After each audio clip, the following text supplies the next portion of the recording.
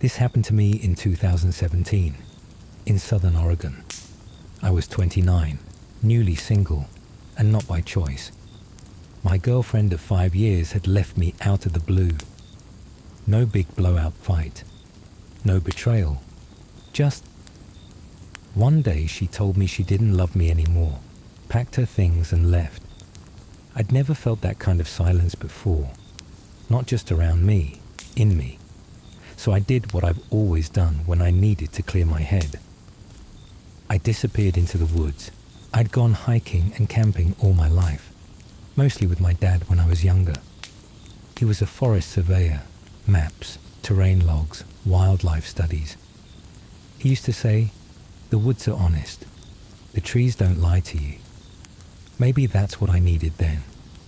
Honesty. Or just to not hear anyone say, "I'm sorry," one more time. I ended up picking a trail I remembered from when I was a kid. It was called Elk Hollow, way out near Applegate Lake. A narrow, half-forgotten loop with no real landmarks, except an old wooden footbridge that crossed a shallow stream. That bridge used to scare me as a kid, not because it was haunted or anything, just the way it looked. The planks were warped and soft. One side had a missing railing. Moss and lichen clung to every inch of it. It looked like it wanted to be forgotten. I set out from the parking pull-off just after 10 a.m. Took me 3 hours to get to the bridge.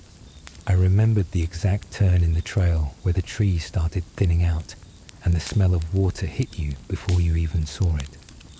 The bridge looked worse than I remembered, but it still stood. And just past it, maybe 50 yards downstream, there was a perfect flat spot between two leaning fir trees. I cleared some brush and made camp. That first night, I made a fire, boiled some ramen, wrote in my journal. It was quiet, the kind of quiet that feels earned, the kind that you forget exists when you've been around people too long. When I finally crawled into my tent, I felt light, not happy, but clean, empty in a good way. The second night was when it changed. I'd spent the day exploring further upstream, taking pictures of some shelf fungi, a few game trails, the usual. I came back to camp around dusk, made another fire, and sat listening to the stream gurgling over rocks. It was a still night, no wind, not even bugs, just the fire and the water. I crawled into my sleeping bag around 11, read for a while, drifted off sometime after midnight, and then I woke up. At first I didn't know why. It was pitch black, no moon that night. The fire had burned out completely. I lay there listening. Squish, squish, squish, squish. A wet sound, rhythmic, like someone wringing out a mop or kneading raw meat. I reached for my flashlight, flicked it on, and unzipped the tent just enough to peek out. Nothing. But the sound didn't stop. It was coming from the stream, from under the bridge.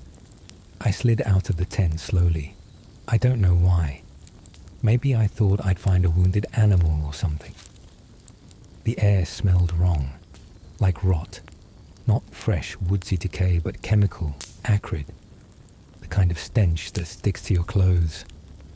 I crept toward the bridge, light shaking in my hand. When I got close, I crouched near the stream bed and shone the beam beneath the wooden slats. At first, I saw nothing but mud and stones. Then, it blinked. 2 eyes. Reflective. Animal at first glance, but wrong. They didn't shine back like a deer's would. They just caught the light, dull and murky. And then the face emerged. It was low to the ground, half submerged in mud, inches above the waterline. Pale, human-shaped, but featureless, like its skin had melted, leaving only the suggestion of a face.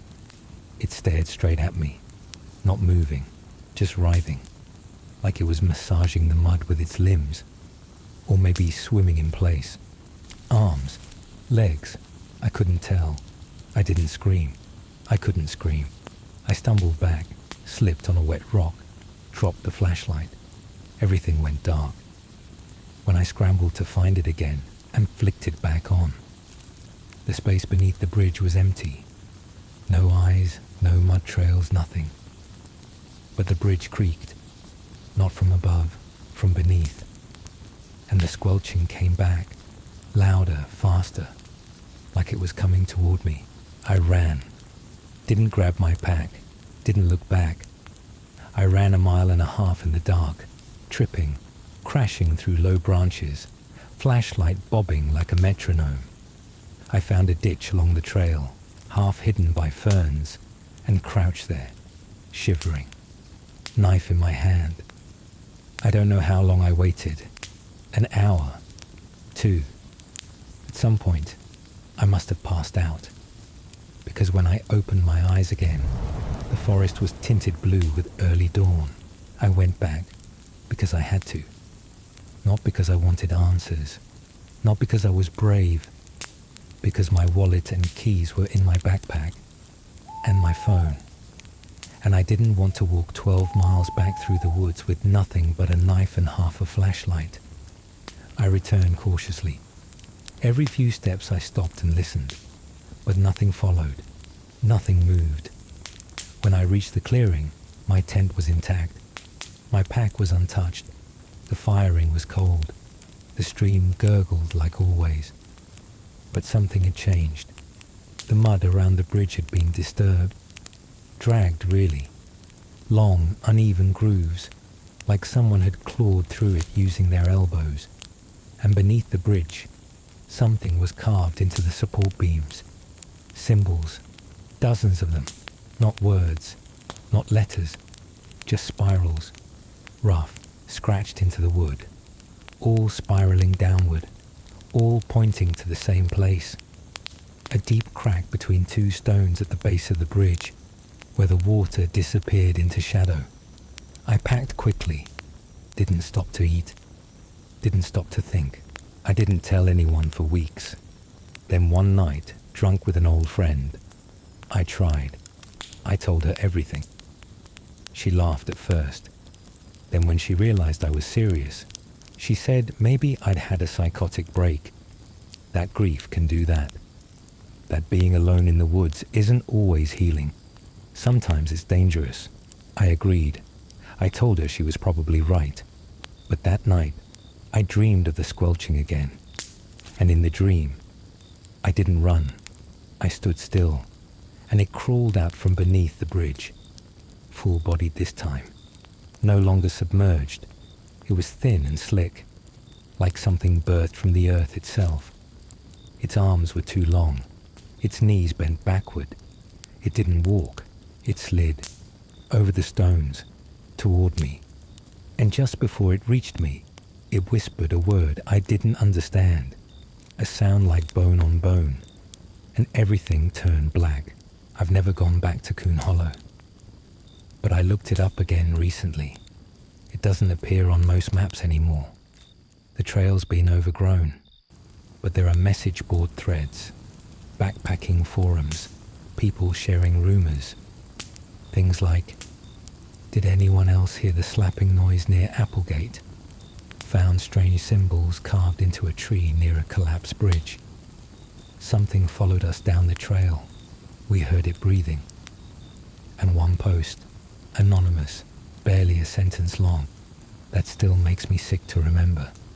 It said, if you see the spirals, don't follow them. They're not for you. I don't think it wanted me. Not really. I think it was trying to show me something. Something older than fear. Something that lives in the places we forget. And I think I stood too close to the edge of knowing. And it saw that.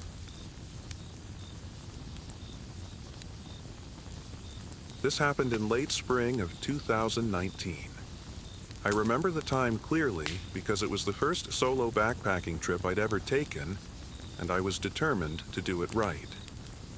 I just turned 24 and needed a break from the mess of real life. Job stress, the end of a relationship, and that nagging sensation that maybe, just maybe, The world was too loud for me. I grew up in Arkansas, and the Ouachita Mountains were practically a second home. My family used to camp there when I was younger. Back then, it was all fun and games. Toasting marshmallows, playing cards in tents, falling asleep to the sound of frogs and crickets. But this trip was different. I wasn't going for nostalgia. I was going for quiet, solitude. I wanted to see if I could handle being out there on my own. I spent weeks planning. I studied old topographic maps and marked off creek paths that looked promising. My plan was to follow a specific creek, one that wasn't on most hiking maps, and see how far I could get before Sunday. I told 2 friends and my dad where I was going, gave them GPS coordinates, promised to check in via satellite if anything went wrong. But in truth, I didn't expect anything to go wrong. I just expected to be alone. The first day was uneventful in the best way. The hike was tough, especially with no trail to guide me, but I was making progress. I had this handheld satellite GPS and a compass just in case, though I mostly relied on the sound of the water nearby. I followed it through winding forest, thick underbrush, and sloping ridgelines. It was hot, muggy, and everything smelled like pine and mud. When I set up camp that first night near a bend in the creek, I felt proud of myself. I even took a photo of my little tent with the caption, "Wilderness Man," and saved it to post later. Day 2 started early.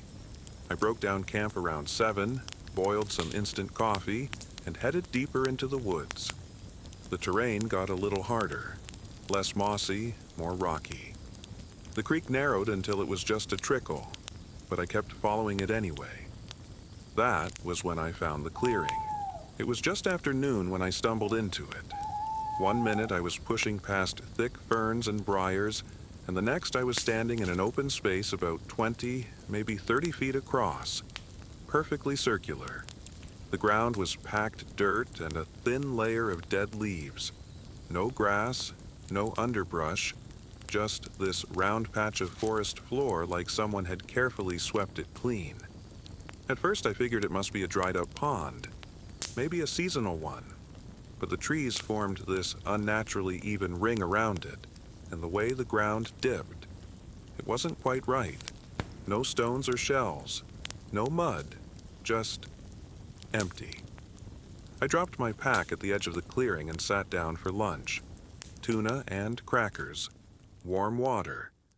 I remember the sun was out, but it didn't feel warm in that clearing. It was like the wind had stopped.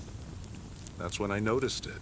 At the far side of the clearing, just beyond the tree line, there was something standing. At first I thought it was a tree stump, but it was too tall, maybe 6 feet, human-shaped, not moving. No color, just this flat gray-brown shape between 2 trees. I squinted, tilted my head. Still didn't move. No facial features that I could see. No clothes. Just this vaguely human silhouette with arms at its sides. I stared at it for a long time. It didn't do anything. So I waved. Just a quick, awkward little gesture. I don't even know why. Habit, maybe. If it was a person, maybe they were just another hiker, watching me from a distance. Maybe they were cautious. No response, not even a flinch. I kept eating, but I kept looking up. Every couple of bites, I'd glance back across the clearing. Still there, still watching. After 20 minutes, I stood up. I packed up my gear slowly, pretending I wasn't unnerved. I told myself it was a weird tree, a trick of the light, but my hands were shaking when I slung my backpack on. I walked back into the woods. Didn't look back, at least not for a while. It was probably 10, maybe 15 minutes later when the hairs on the back of my neck started to rise. The kind of feeling you get when someone's looking at you. I paused and turned around. It was there. Closer this time. Still far, maybe 40 yards, but clearly following. The same shape, same height, just at the edge of visibility, standing dead still among the trees. I didn't wave this time. I turned and kept walking, faster now. Then I heard it. Twigs snapping, deliberate. Not like a deer crashing through the brush, but soft, paced footsteps. Steady. I broke into a jog. My pack jostled on my shoulders, the straps digging into my collarbones.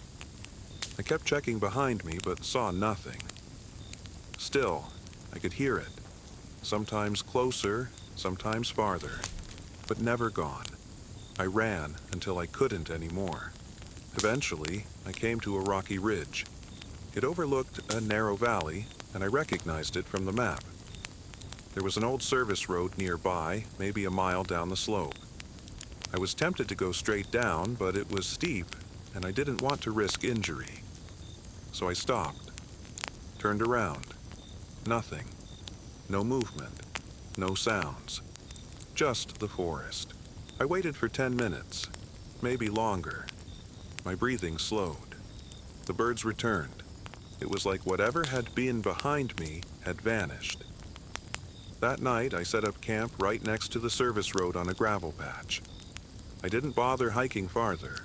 I just wanted to be near something man-made. I barely slept. Every sound in the woods made my heart jump. I kept a flashlight and my knife within arm's reach, my boots still on. But nothing came. In the morning, I left. Didn't even boil coffee. Just packed up and walked straight down the road until I found a ranger outpost. I never reported it. What would I even say? I don't know what it was that watched me in the clearing. I don't know if it was human or something else. It didn't chase me, didn't speak. It just watched. And that was somehow worse.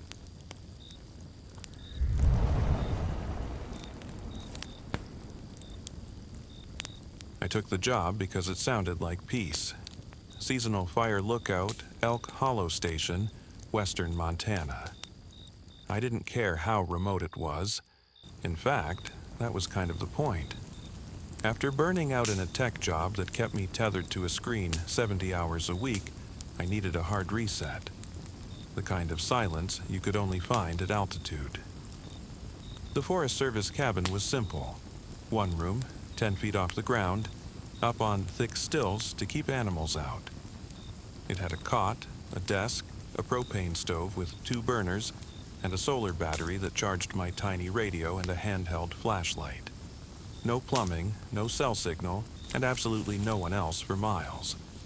My job, log weather patterns, watch for smoke. Radio in twice a day. Easy. I arrived in early June. The forest was just beginning to settle into its summer rhythm. Birdsong in the morning, wind through the trees in the afternoon, and nothing but silence come dusk. I quickly fell into the pattern. Wake up, check the skies, take my notes, boil coffee, and stare, and stare. It was meditative, boring even, until it wasn't. It started with a sound, a tapping. At first, I thought it was just branches knocking against the outer walls. Wind, I told myself. It happened every now and then, usually just as I was drifting off to sleep. 1 or 2 taps, spaced just far enough apart to make me notice. Tap, tap, tap, tap. I even started mimicking it during the day, drumming it on the desk while I filled in my logbook. It got stuck in my head like a song. But then I noticed the pattern. It was always between 2 and 3 a.m., never earlier, never later, and always on the same side of the cabin, the north wall. The north wall had no windows, no ladder or deck, just open air and 30 feet of thick pine leading into dense forest. I checked the next morning. No tracks, no claw marks, nothing disturbed. It had rained the day before, so I figured if anything large had been out there, I would have seen the prints. But there was nothing. It happened again the next night. Same sound, same pattern, same side of the cabin. Tap, tap, tap, tap. By the 3rd night, I couldn't sleep. I lay in the cot, eyes fixed on the wooden ceiling above me, ears straining for the first knock. When it came, I flinched. The same rhythm. I sat up and held my breath, hoping to hear footsteps, movement, something. But there was only the tapping. On the fourth night, I decided to stay up and watch. I turned off every light in the cabin, even unplugged the tiny battery indicator so there was no glow. I left the window on the north side slightly open, just enough to see out. I sat in the dark, waiting. At 2:15 a.m., right on schedule, it came. Tap, tap, tap, then silence. I leaned forward slowly, barely breathing. There, at the edge of the platform where the stilt met the floor, was a figure, crouched low. I could only see part of its head, the top reflecting faint moonlight. Pale, smooth, bald. Its eyes glinted in the dark. It was staring directly at me. I couldn't make out a mouth at first, but as my eyes adjusted, I realized it was smiling. Wide, too wide. Not friendly, not even curious. It looked like it was enjoying something I couldn't comprehend. It didn't speak, it didn't move, just kept tapping. I wanted to reach for my flashlight or my radio, but I couldn't. I felt frozen, like if I moved, it would do something. Like the stillness was the only thing keeping us separate. After what felt like hours, it dropped. Silently, just vanished from view. I heard nothing. No footsteps, no rustling. It was just gone. I didn't sleep the rest of that night, or much for the rest of the season. When my contract ended in late August, I mentioned it in passing to the guy who came to replace me. He laughed, said maybe the altitude had gotten to me, or maybe I'd been dreaming. I nodded along, didn't argue, but the tapping was real. And now, back in the city, in an apartment surrounded by traffic and people, I sometimes wake up at 2:15 a.m., and I swear I hear it again. Tap, tap, tap, tap, right behind my headboard. I don't look.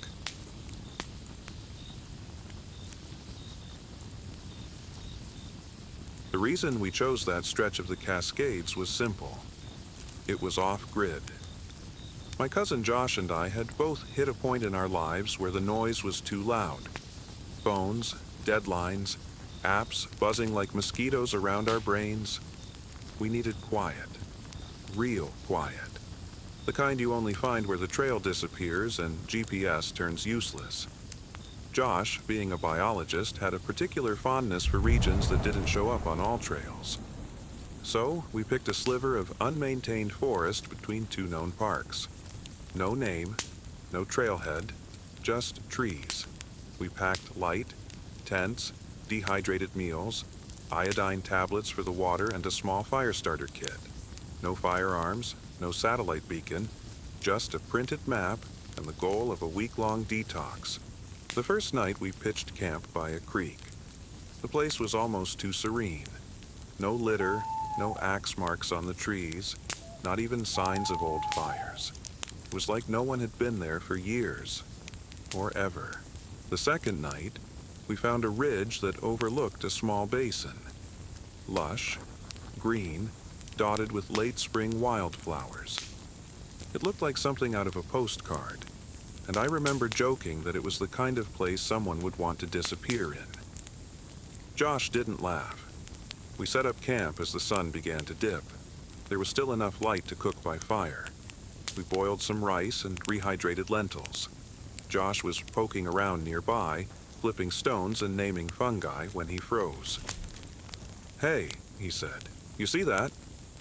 He pointed to something glinting a few feet from the fire pit. It was a bone, small, smooth, clean. "Probably squirrel," I said, crouching beside it. "Maybe, but it's picked clean.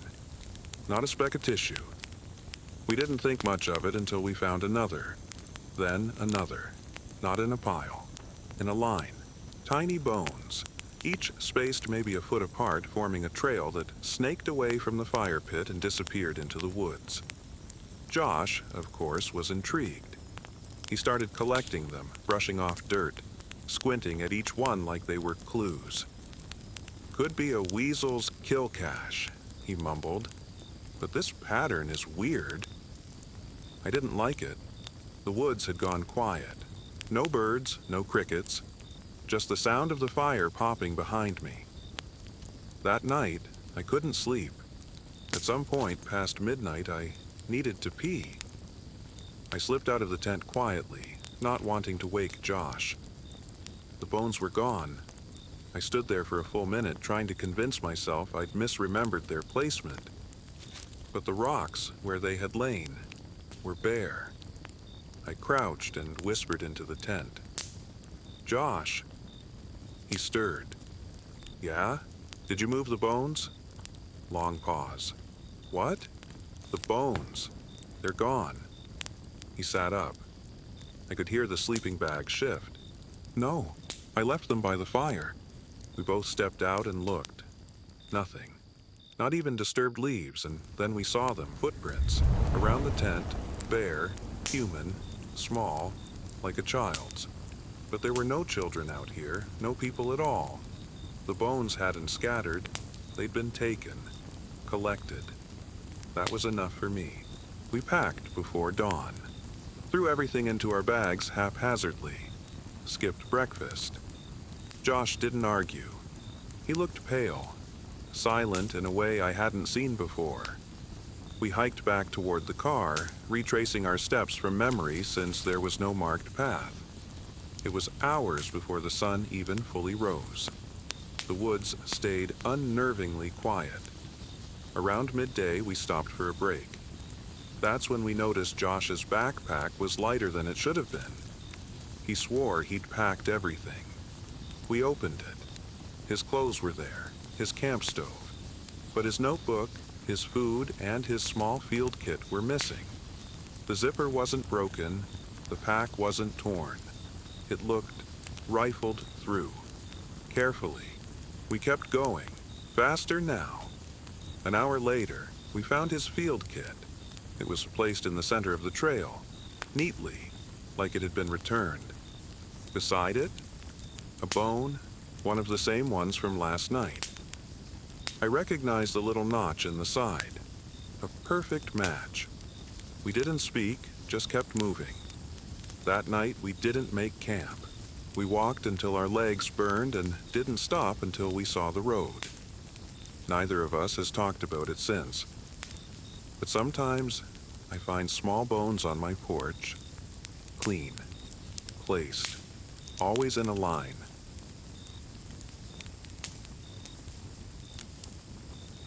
This story isn't mine. It happened to my uncle. He doesn't talk about it unless he's been drinking. And even then, only in fragments. Disjointed memories, half sentences. I've pieced it together over years. Quiet moments after Thanksgiving dinners. Back porches with a bottle of Jameson between us. Long silences where he stares into space, like he's waiting for something to crawl out of the dark. He used to work for the National Park Service in New Hampshire. Trail inspection, seasonal cleanup, mostly near the White Mountains, where the ridges go on forever and the cell signal disappears after half a mile. He liked the work, said the solitude helped clear his head. But there's one story, the one he won't tell fully, that changed him, made him leave the job, made him sell his camping gear, his old boots, even his cabin. I call it Last Fire of the Season. Late October 2004. A cold snap had moved in early, dusting the ridgelines with light snow. My uncle was sent out to close down a seasonal campsite, one of the smaller ones up past Mount Jefferson. Remote, only accessible by a narrow logging road and a short hike. He'd done it a dozen times before. The routine was simple. Check for remaining trash, dismantle any structures, collect signage, lock the access gate. Most sites were empty by mid-October. This one was the last on his list. He set out just after sunrise in his service truck, chainsaw in the back, thermos of coffee beside him. He didn't expect anyone to be there.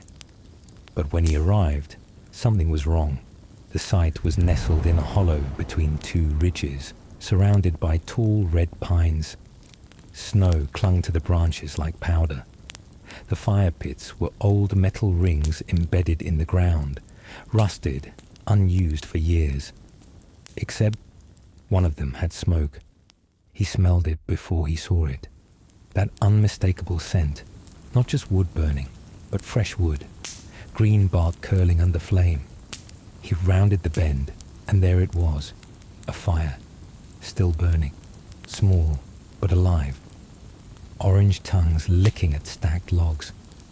The wood looked recently chopped, not park-issued bundles, but something someone had foraged themselves. But there was no tent, no cooler, no packs, no sleeping bag, just the fire, crackling. He cut the engine, stepped out. The snow crunched beneath his boots as he approached. The air smelled thick. Not just smoke, but sap, rot, something sour underneath. He called out, "Park service. Anyone here?" Silence. He waited 10 minutes, circled the area, yelled again. Nothing. So he stomped the fire out with his boots, smothered the coals with dirt. The flames hissed and died. He left a laminated warning note stuck in a branch nearby. Illegal to camp after season closure. Report to ranger station if found. And then he noticed something odd. There were no footprints, no drag marks, no signs of someone walking in or out, except his own. And one other set. He started a wider perimeter check, like he was trained, just in case. That's when he saw them. Footprints, barefoot, human, small, toes visible in the thin layer of snow. The stride was uneven, off balance, and they didn't follow a path. They circled, around the fire pit, then deeper into the woods, then back toward the road, around his truck. He said the pattern made him uneasy, like whoever made them wasn't walking for transport, but watching, pacing, waiting. He followed the track slowly, one hand on his radio. The woods were deathly quiet. No birds, no wind. Just the faint sound of water dripping from branches. He kept walking until the tracks disappeared under a tree. A massive red pine. Ancient. Towering. That's when he saw it. Something was in the tree. Not on a branch. Not climbing. Perched. About 20 feet up. Pale arms and legs wrapped around the trunk, torso pressed flat against the bark, like it had no spine, no bones. He blinked, thought his eyes were playing tricks, but the shape didn't vanish. It moved. Slowly, its head turned, and it looked at him. No face, not really. Just stretched skin, too tight over a skull. Eyes like glass marbles sunk too deep, and its mouth. He said it looked stitched, not literally, but closed tight. No lips, no breathing. It clung there watching, and then, gone. Not like it jumped, not like it dropped. Gone. He froze for what felt like hours. Then finally, his body remembered how to move. He turned, walked, not ran, back to his truck. When he started the engine, the radio blared static. He said the road out felt longer. The trees leaned closer. Shadows moved just out of sight. He didn't look in the mirrors until the last turn. And that's when he saw it again. The fire, burning, relit. The same pit, the same orange flames, but no one standing near it. Just smoke rising against the white trees. He never went back, didn't file the report. Didn't tell his supervisor. He asked for a transfer that week. I've only heard him say one other thing about that day. One sentence he whispers when he's almost asleep. It wasn't trying to hide. It was waiting for the snow. Years later, I started digging. I don't know why. Curiosity. Obsession. Maybe just wanting to believe my uncle hadn't lost his mind. I found archived reports from the early 80s about vandal fires, at closed campsites in the Whites. One mentioned a ranger going missing in November. Another talked about trees carved with spiral patterns. Another, just one sentence in a handwritten note, said, "Found barefoot tracks again, same loop, something off about the stride." I even found a local legend buried in a folklore journal from the 60s, an old Algonquin myth about a spirit called Wetaskok, roughly translated, the one who waits between trees, said to appear when the first snow falls, drawn to dying fire, said to climb without sound, watch without blinking, follow warmth, and feed when the last fire dies. I showed the journal to my uncle once. He didn't read it, just looked at the cover and shook his head. Then he said, "It's still there, and it's always cold." He lives in Arizona now, dry desert, no trees, no snow. But every winter, on the first cold night of the season, he lights a fire in his backyard and keeps it burning till dawn, every single night.